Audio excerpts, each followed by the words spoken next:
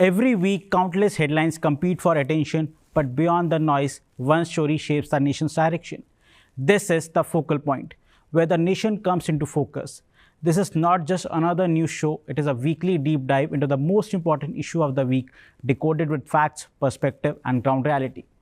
This week, we turn our attention to Pakistan-occupied Jammu and Kashmir, a territory that remains under the Pakistan's illegal occupation despite being an integral part of India by virtue of the Instrument of Accession signed in 1947. There are moments in history when geography remains the same, but destiny takes different paths. Few places illustrate this reality more starkly than Kashmir. Separated by a ceasefire line drawn after the Pakistan's invasion in 1947, the two parts of the erstwhile princely state today presents two contrasting realities, one marked by recurring unrest, economic distress, and political discontent, and the other by expanding infrastructure, connectivity, and development. How one side faces repression and economic distress while the other witnesses development, connectivity, and opportunity. The story of Kashmir's divided fate began in 1947. Following the partition of India, Pakistan launched an invasion on the princely state of Jammu and Kashmir through Kabali raiders backed by its military. Faced with this aggression, Maharaja Hari Singh signed the Instrument of Accession on October 26, 1947, legally acceding the entire princely state to India. Despite the accession, Pakistan continued to occupy large portions of the territory through military force, creating a division that persists to this day.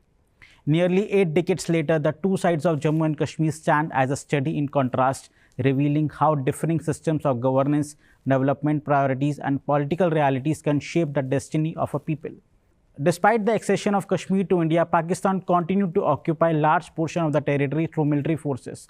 These areas include Muzaffarabad, Mirpur, Rawalakot, Gilgit, and Baltistan, remain under the Pakistan's illegal occupation.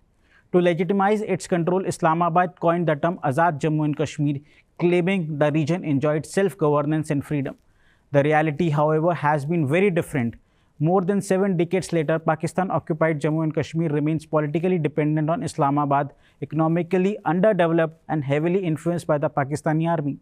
Meanwhile, Jammu and Kashmir on the part of India has undergone a dramatic transformation marked by a massive infrastructure projects, increasing investment, rising tourism, and improved connectivity. Recent events on both sides of the line of control have once again highlighted this stark contrast.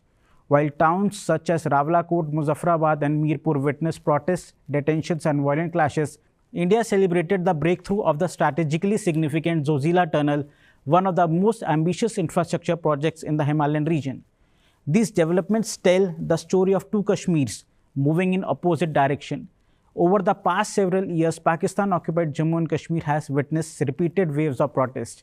Residents of Muzaffarabad, Rawalakot, Mirpur, and other towns have repeatedly taken to the streets against the rising electricity tariffs, soaring inflation, unemployment, high wheat prices, and political marginalization.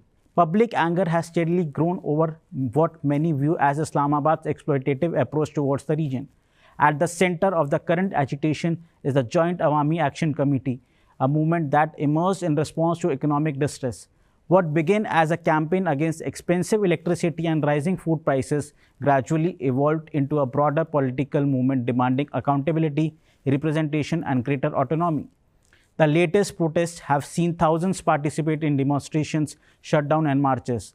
Authorities responded with arrests, internet restrictions, and heavy deployment of security forces. Reports from the region indicate multiple casualties and hundreds of detentions during the recent clashes. These protests are not isolated incidents. In 2024 and 2025 too, similar demonstrations erupted across PoJK over inflation, electricity tariffs, and governance issues. Protesters accused Islamabad of exploiting the region's resources while failing to provide basic economic reliefs to the local residents. Many protesters openly questioned why a territory rich in water resources and hydropower generation continue to suffer from expensive electricity and poor public services. One of the biggest grievances among the residents is the overwhelming influence of Pakistan's military establishment. Although Pakistan presents PoJK as an autonomous region, major decisions concerning security, governance, and strategic affairs remain under the control of Islamabad. Critics argue that local institutions function with limited authority, while the Pakistan Army exercises significant influence over the region's affairs. Political activists and civil society groups have repeatedly alleged intimidation, arbitrary detentions, and restrictions on freedom of expression. Whenever protests intensify, security crackdowns often follow. Communication blackouts, mass arrests, deployment of additional troops, and restrictions on public gathering have become familiar features of unrest in the region. Human rights organizations have also raised concerns regarding the treatment of the political activists and protesters. Families of the detainees frequently complain about the lack of transparency and legal recourse. The situation is particularly frustrating for residents because PoJK contributes significantly to Pakistan's hydropower generation. Despite this, locals often complain about high electricity bills and inadequate infrastructure. Many protesters argue that local resources benefit Islamabad while ordinary residents receive little in return. This perception of economic exploitation has become a powerful rallying point for the popular movements. Repeated protests suggest that these grievances are not temporary. Rather, they reflect deeper structural problems that they have remained unresolved for decades. The unrest in PoJK is a part of larger pattern visible across Pakistan. In Balochistan, the country's largest province, allegations of enforced disappearances, economic neglect, and political marginalization have fueled long-standing discontent. Despite possessing vast reserves for natural gas, minerals, and other resources, many areas remain underdeveloped. Protests demanding justice for missing persons have become common across the Balochistan. Local activists frequently accuse the Pakistani state of extracting resources without adequately investing in local communities. Sindh also faces similar challenges. Many residents complain about unemployment, poverty, inadequate health care, poor education infrastructure, and water shortages. Rural Sindh, in particular, continues to struggle with the underdevelopment despite being home to some of the Pakistan's most fertile agricultural land. Concerns over water distribution from the Indus River have further intensified tension between Sindh and the federal government.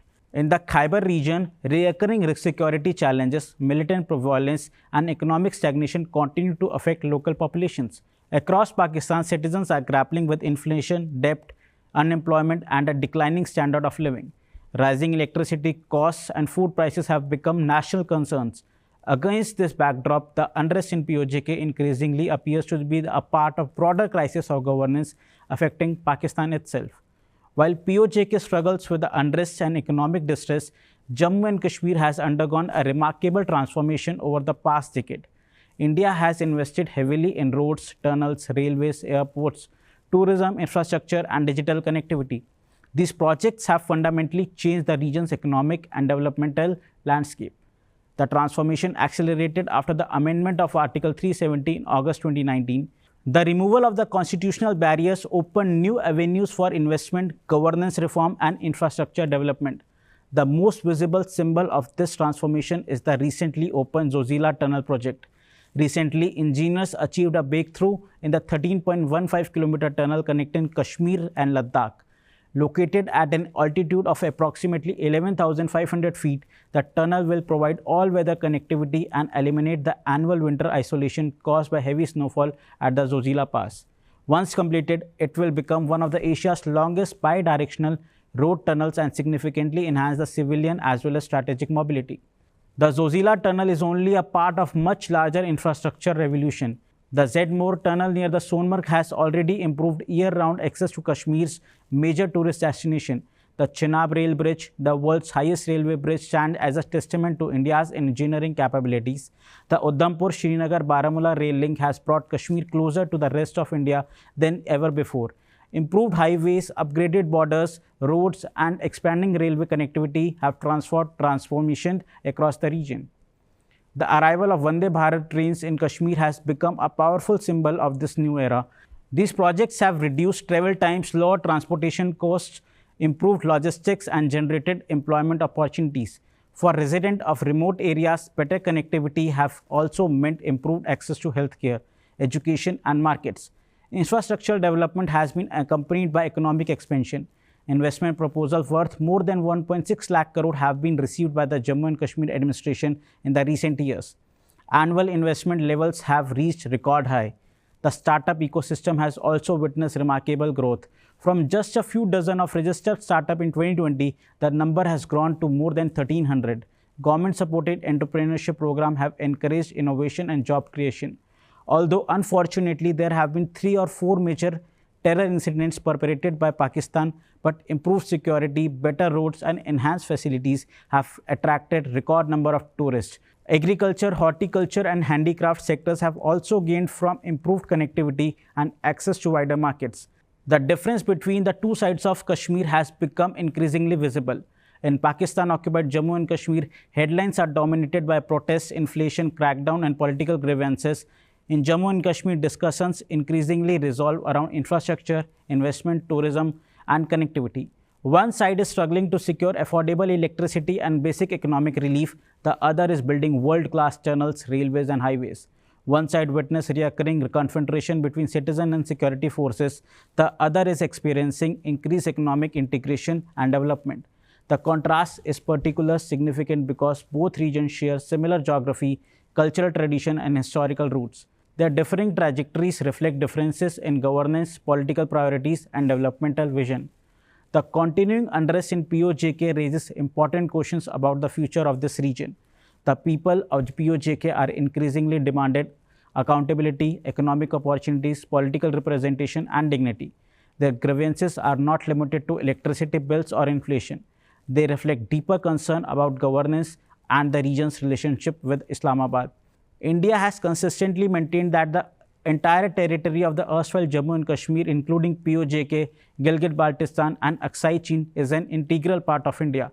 While the future will ultimately be shaped by historical, political and diplomatic developments, growing public dissatisfaction in PoJK indicates that Islamabad's narrative is facing increasing scrutiny from the very people it claims to represent.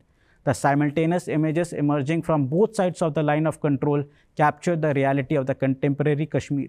In Rawalakot, Muzaffarabad, Pont and Mirpur, people protest against inflation, governance failures and economic hardship. In Baltal, Sonmarg and Ladakh, engineers celebrate the breakthrough of a tunnel that will connect communities throughout the year. Pakistan's continued illegal occupation of parts of Jammu and Kashmir has produced a region marked by recurring unrest, economic grievances and allegations of political repression. In contrast, Jammu and Kashmir has witnessed a decade of transformation driven by infrastructure, investment, connectivity and development. The Pakistani army may continue to rely on arrests and restrictions to contain dissent, but history demonstrates that the popular aspiration cannot be permanently suppressed through force alone. Sustainable stability emerges from development, economic opportunity and responsive governance. Today, the story of Kashmir is no longer merely a territorial dispute. It is a comparison between two models of governance and two competing visions of the future. One side stands a region increasingly connected by tunnels, railways and highways and economic opportunities. On the other stand a territory grappling with inflation, unemployment, political discontent and recurring protests. The future of PoJK will not be decided by the force of propaganda, but by the will of its people and the civilizational bond that have connected the region with Bharat for centuries. That was this week's focal point, one story fully decoded. Every Thursday at 8 p.m, we bring you the issue that matters the most with facts and clarity. Stay informed, stay aware and stay connected to the truth. Until next week, keep questioning, keep thinking, because the nation deserves nothing less than the real story.